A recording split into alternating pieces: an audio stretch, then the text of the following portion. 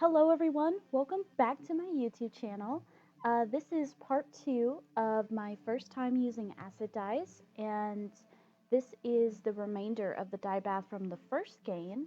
There is just the tiniest twinge of blue left in it, but it isn't a whole lot of color, so I didn't want to waste it. So I went ahead and just popped in the other skein, and I'm just letting it soak up, the remaining of that color, the remainder of that water, and it isn't really a lot of color, so I'm not really worried about it.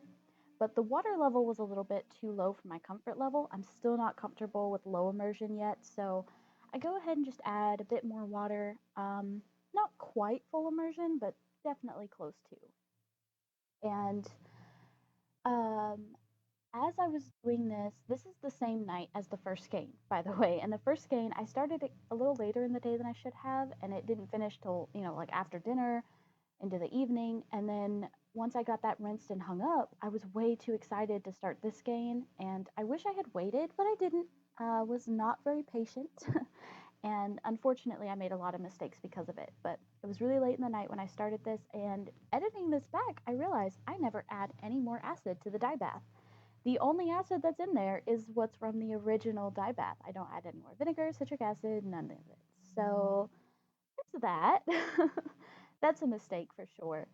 And also, I didn't really, about like 20 minutes into letting it, you know, sit, set over heat, I am so tired that I'm like, I have to go to bed. So about 20 minutes in, I have to pretty much repeat what I did with the first one, turn off the heat and let it cool down completely in the pan overnight. So it was a whole thing.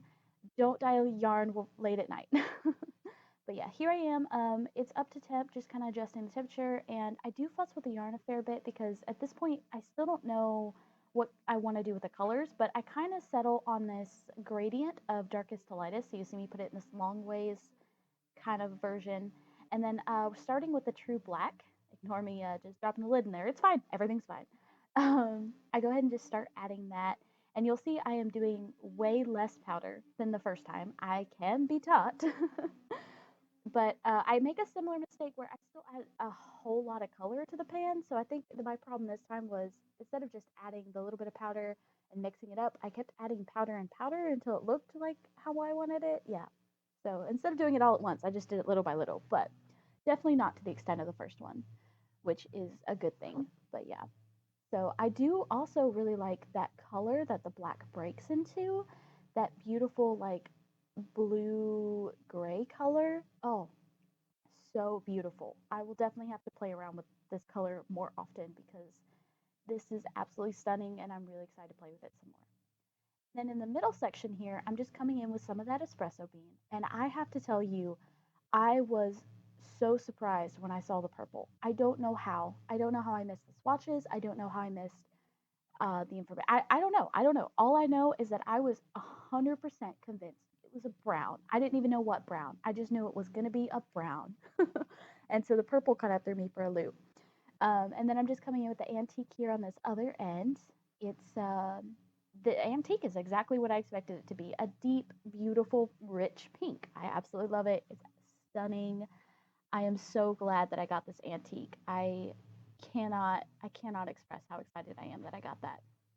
And to be honest, the espresso bean, for all that I was not expecting a purple, that purple is gorgeous. Oh, it's like this eggplant. It's really rich.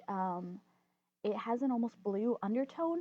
Super beautiful. I love it. I mean, no hate on espresso bean at all. It is a beautiful purple. But when I tell you that I had to go to the website and double check the swatch to make sure that I didn't like get a funky batch or something, I'm telling you, I don't know how I was convinced. I think I just saw the name espresso bean, added it to my cart, didn't even look at it. I don't know. But yeah, I was so sure it was going to be a brown. And this is what we have. I don't know why it's purple. I have follow up questions. Are espresso, like, I've seen espresso beans, they're not purple. Is there a purple espresso bean out there? I have questions. I have questions. But um, the brown, that was my expectation, and it was incorrect. But the purple is absolutely stunning, and I am excited to play with it some more. And can we just say that the colors, the way that the black espresso bean and antique mauve or mauve, someone tell me how to say that. how those mixed in this pan, so freaking beautiful. This deep burgundy wine color just, oh, it spoke to my soul. It spoke to my soul so hard. I will have to mix these again on purpose so that I can make a full skein of this color, just this color right here, and make a hat out of it because I need this. I need this ASAP. It's so pretty. Now, right about here is the 20-minute mark. You can see the color has exhausted a good bit, like it's a lot lighter. It's just didn't fully exhaust. And about this point, I was like, I need to go to bed. I'm so tired. I can't even think anymore. I have to go to bed. So you see me come check on it a few times, just hoping that within 30 seconds it will have exhausted. It doesn't. And I think right about here is when I decide that, okay, I'm going to have to do I'm gonna have to do something because I need to go to bed. So I end up just turning off the heat and I'm just gonna let it cool down completely in the pan. But I knew that I hadn't really let it like set for as long as I wanted it to. So what I ended up doing is making a makeshift lid because when I bought the steamer pan, they didn't have lids for them, so I didn't have one. But go ahead and mix it around a little bit to make sure all the yarn, there's no white spots, whatever, it all gets color in it. And then I turned off the heat and then I added some aluminum foil to the top to act as like a lid. And hopefully also that it would steam it and let it, have more time to set as I was sleeping. And you can see that color is much lighter at this point, but there's still a fair bit amount of color in there. So yeah, my little makeshift lid and then I leave it overnight and come check it in the morning. And when in the morning when I checked it, I'm like peeling it back slowly. I'm like, okay, okay, did it exhaust? Did it exhaust? And unfortunately, no. There was still a fair amount of color. It did get a little bit lighter, but not light enough. It was still, I mean, plenty of color left in the pan. And very, I was very sad and discouraged because this was my second skein, first time ever trying acid dyes. And this was the second ever skein that I'd ever have to do with bleeding. Like, I wasn't accustomed to bleeding. This was the second time. I don't know. It was discouraging. And I did look at the water and contemplate maybe reheating it and trying to get the rest of the color into the skein. But as I was looking at the skein, I noticed that it did have a fair amount of color in it already. And I really didn't want to dye over that because I was really liking how it was looking. Um, so I kind of decided against that idea. But I had all this beautiful color left and I didn't just want to waste it. So what I end up doing is, surprise, surprise, a third skein. Now, thankfully, when I bought my acid dyes online, I also went and found a 5 pack of just 100% wool worsted, or not even worsted weight. I think it was fingering weight. Yeah, wool fingering weight yarn. And this is my first time ever trying fingering weight, but I was interested to get into it because I wanted to try out a sock pattern for the first time. So yeah, I bought that when I bought my acid dyes, and then that came in probably a week after my acid dyes did. Um, and then literally like probably 2 weeks after I bought it, I got these two skeins from my brother-in-law as a Christmas gift. So um, yeah, didn't even have to break into the pack yet. But I go ahead and rinse this guy out. Now there was a lot of bleeding, but he didn't need as many washes as the first one. I think he only needed about 4 washes because it was like the first two had a lot of bleeding, the third one had basically nothing, and then the fourth one was just to make sure he was 100% clean, good to go, soap, everything rinsed out. So not nearly as many washes as the first one needed. But yeah, there was still a fair amount of bleeding, and for someone who just never had to deal with that before, it was a little discouraging, but you know what? We're learning. We are learning. We have room to improve. It's going to be fine. In the future, we will have no bleeding and it's going to be great. So I'm looking forward to that.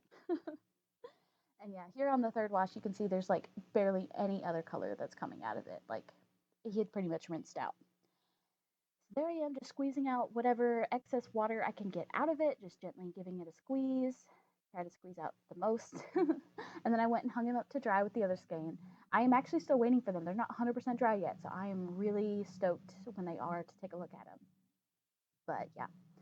And then I'm going to fill the sink with some lukewarm soapy water because I read that when you buy like the bare yarns, they can have oils on them that will prevent them from getting any dye, like it'll prevent them from taking up dye or something. I read that somewhere, and so better safe than sorry. So I decided I would go ahead and wash my skein before I soak it in some vinegar water.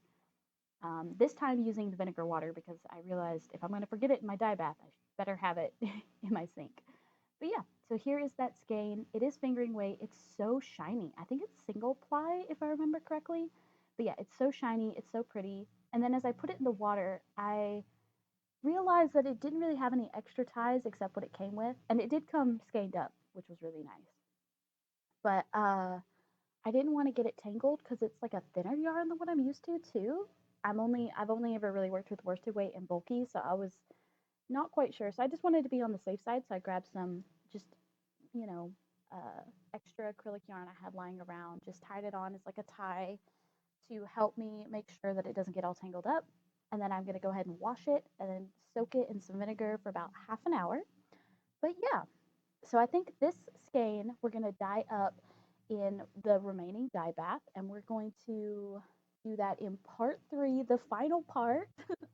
So come back for part 3, and we will dye this one up in that skein, or I mean, dye the skein up in that dye bath. Goodness gracious, I'm too excited. We're going to dye that up, and then we are going to do a reveal of all 3 skeins of yarn dyed up. I'm also thinking I might try speckling, maybe with that espresso bean, because that purple and that pink just went so well together. So I don't know. But yeah, so come back for that. Part 3, the final part of my first time ever trying acid dyes. And I do have 4 skeins left after this one of my 100% wool. So if you have any ideas of what I should dye up next, comment down below. But yeah, thank you for coming back for part 2. I hope to see you in part 3. I'm so excited to be starting my yarn dyeing journey, and I really hope that you will follow along with me and that I will see you again soon. But yeah, if you're interested, you can like, comment, subscribe, hit the notification bell, whatever. I'm so excited that you're here, and I will see you back here for part 2.